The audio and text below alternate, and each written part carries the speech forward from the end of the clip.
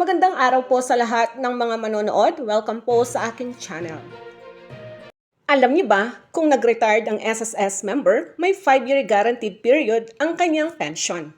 Ibig sabihin, kung sakaling pumanaw ang isang pensioner sa loob ng 60 months o 5 taon, at nagkataon siya ay walang asawa at anak, ano ang mangyayari sa kanyang pension? Ito ang mangyayari sa kanyang SSS pension. Narito ang sagot ni SSS. Kung ang retiree pensioner ay namatay within 60 months o sa loob ng 5 taon, mula nang siya ay nag-umpisang tumanggap ng monthly pension at siya ay walang primary beneficiaries o asawa at anak. Ang secondary beneficiaries o ang kanyang magulang ay entitled sa lump sum benefit.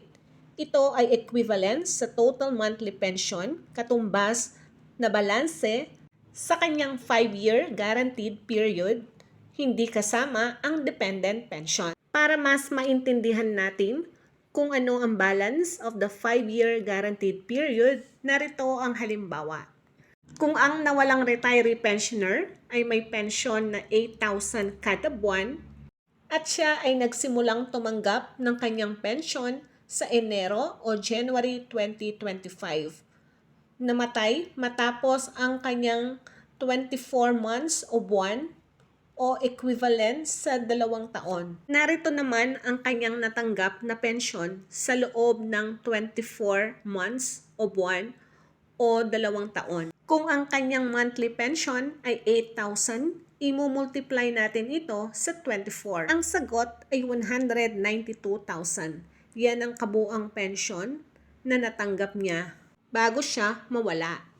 At ang natitirang buwan o ang tinatawag na balance of 5-year guaranteed period ay 36 months o 36 na buwan.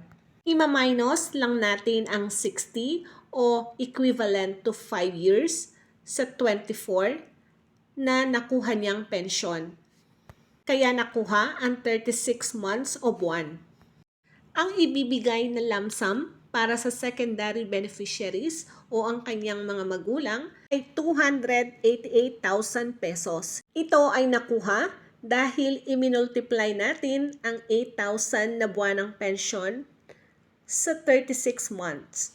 Iyan ang tinatawag nating 5-year guaranteed period ni SSS sa mga retiree pensioners na nawala nang wala pang 5 taong tumatanggap ng pensyon.